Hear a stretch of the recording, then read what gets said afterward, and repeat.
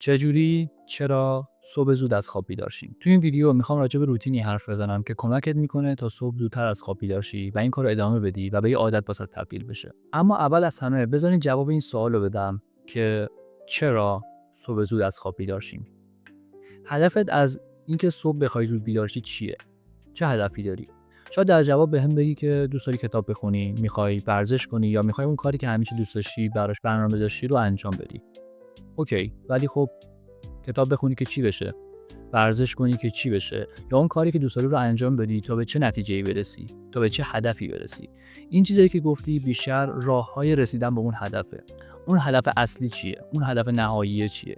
اون چیه که بهت انگیزه میده تا این کارا رو انجام بدی؟ هدف خود من از اینکه صبح زود از خواب بیدار شم اینه که کار یوتیوبم انجام بدم، چون تو این ساعت خیلی خوابم و دیگه سر صدایی نیست.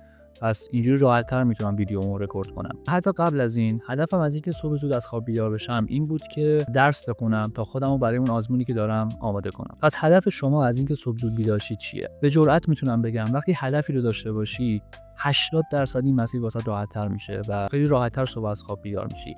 اما وقتی هدف یا انگیزه‌ای نداشته باشی، اتفاقی که میفته اینه که صبح که از خواب بیدار میشی، اون کارا رو انجام میدی. میری کتاب میخونی، میری ورزش میکنی، میری اون کارا رو انجام میدی. ولی بعد از چند روز میبینی که دیگه اون حس و حالو نداری. دیگه اون حس و حال کتاب خوندن رو نداری. دیگه اون انرژی درونت نیست که بلند شی بری ورزش کنی. اینجوری باعث میشه که حوصله‌ات سر بره. کتابو گذاشتی کنار، ورزش نکردی و هیچ کار دیگه‌ای نداری انجام بدی و به خودت میگی که خب من که کتاب نخوندم، من که حال و حوصله ورزش ندارم، پس بهترین کار الان اینه که بخوابم، بیشتر استراحت کنم. این همون دلیلیه که باعث میشه دوباره برگردی به همون حالت قبلی. یه اشتباهی که من خیلی تکرار کردم، شاید شما این اشتباه رو انجام داده باشین. اونم این بود که همیشه تمرکزم به این بود چه ساعتی از خواب بیدار شم. یهو تصمیم انقلابی میگرفتم، میگفتم اوکی فردا صبح ساعت 5 از خواب بیدار شم. بیدار میشدم، کارامو انجام میدادم، ولی دوباره بعد از چند روز برمیگشتم به حالت اول. اونجا بود که فهمیدم روشم اشتباهه. شما وقتی یه کاری رو چند بار انجام میدی و به یه نتیجه یکسان میرسی، دلیلش اینه که روشت اشتباه بوده. و کاری که من کردم این بود که تمرکزمو گذاشتم رو شب قبلش. یعنی ساعت گذاشتم که چه موقع وقت خوابیدن منه. تایم خوابمو مشخص کردم. پس حواستون به این قضیه هم باشه. حالا اون سه تا کاری که انجام دادم که به نظرم آخرش از همه بیشتر برام مفید بود چیا هستن؟ اولی کار اینه که نور اتاق یا محیطت رو کم کنی و از لامپ‌های استفاده کنی که نور گرمی دارن و همینطور میتونی برای گوشی لپتاپت از حالت آی کامفورت زون یا نایت مود استفاده کنی. همون حالت محافظ چشمه که میاد نور آبی و نور سرد گوشی رو میگیره و یه تم زرد و نارنجی رو غالب میکنه. این کار باعث میشه تا مغزت هورمون ملاتونین رو زودتر ترشح کنه که باعث میشه مغزت بفهمه الان شب شده و خودشو آماده کنه برای خوابیدن. کار بعدی که باید انجام بدی اینه که یه ساعت مشخص برای صبح در نظر بگیری که اینو تکرارش کنی و آلارم بذاری و اون ساعت از خواب بیدار شی. و وقتی آلارم گوشیت به صدا در اومد از قانون 5 ثانیه استفاده کنی. قانون 5 ثانیه اینجوریه که زیر 5 ثانیه باید تصمیم بگیری از تخت خوابت بیای بیرون و بلند شی. چون توی این 5 ثانیه مغزت دیگه برات بهانه تراشی نمیکنه که بیشتر تو تخت خواب بمونی. حالا که از تخت خواب اومدی بیرون، اولین کاری که باید انجام بدی اینه که خودتو در مقابل نور خورشید قرار بدی.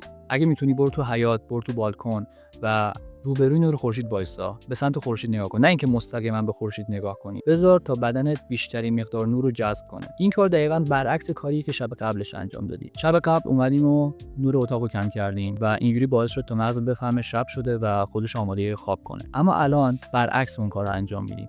خودتو در مقابل یه منبع نور شدید مثل نور خورشید قرار بده. اینجوری بدنت میفهمه که روز شده و باید فعالیتش رو شروع کنه. و کار آخری که باید انجام بدی که به نظرم خیلی بهم کمک کرد و واسم مفید بود اینه که یه فعالیت بدنی ساده رو شروع کنی، مثل پیاده روی، مثل شنا زدن، مثل پروانه زدن.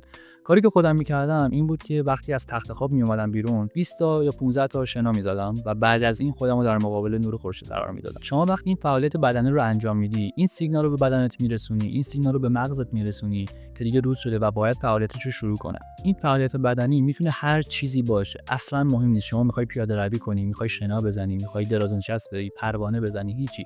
اصلا همون جایی که هستی وایسا و فقط بالا پایین بپر. قرار نیست هیچ کار دیگه انجام بدی. این کار فقط به خاطر اینه که بدنت بیدار بشه. انجام دادن این کارها تو 3 روز اول ممکنه سخت باشه و دلیلش هم اینه که تو این 3 روز سیستم خواب بدنت قراره تغییر کنه و ریست بشه. و وقتی این کار رو انجام بدی و این 3 روز رو پشت سر بذاری، روز 4م دیگه به سختی روز اول برات نیست و حتی ممکنه قبل از آلارم گوشیت از خواب بیدار شی و این کارا رو راحت‌تر حتی انجام بدی. حالا اگر که بخواید این روتین رو خیلی راحت‌تر و سریع‌تر به یه عادت تبدیل کنید، میتونید برای خودتون پاداش در نظر بگیرید. این پاداش میتونه هر چیزی باشه، مثل قهوه خوردن، مثل پلی کردن موزیکی که خیلی دوست داری یا صبحانه خوردن، هر چیزی. کاری که من کردم این بود که اون موزیکی که خیلی دوست داشتم، اون آهنگی خیلی بهم انرژی میداد و انتخاب می‌کردم و تا زمانی که اون کارها رو انجام نمیدادم به خودم این اجازه رو نمیدادم تا اون موزیک رو گوش بدم. شما میتونی از همین استفاده کنی و هر پاداشی که دوست داری برای خودت در نظر بگیری. میتونه قهوه باشه، میتونه هر چیزی باشه.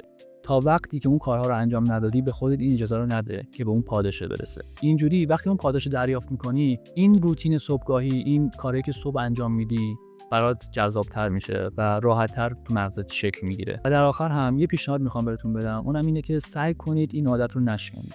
تا جایی که امکان داره سعی کنید عادت رو نشکنید. مخصوصا آخر هفته. فکر نکنید چون آخر هفته است پس میتونم بیشتر بخوابم، بیشتر استراحت کنم. اتفاقی که میفته اینه که شما وقتی بیشتر استراحت کنی، بیشتر بخوابی، از اون طرف شب دیرتر میخوابی و در نتیجه صبح دیرتر بیدار میشی و این هی تکرار میشه و بیشتر میشه و یهو به خودت میای میبینی که 2 صبح میخوابی، 10 صبح بیدار میشی و این عادت واسط شکسته شده. ممنونم که تا اینجا این ویدیو رو تماشا کردید. اگر که فکر می‌کنی ویدیو واسط مفید بود، میتونی ویدیو رو لایک کنی یا کانال رو سابسکرایب کنی. من آرمینم و شما دومین ویدیو از کانال من تماشا کردید. مرسی.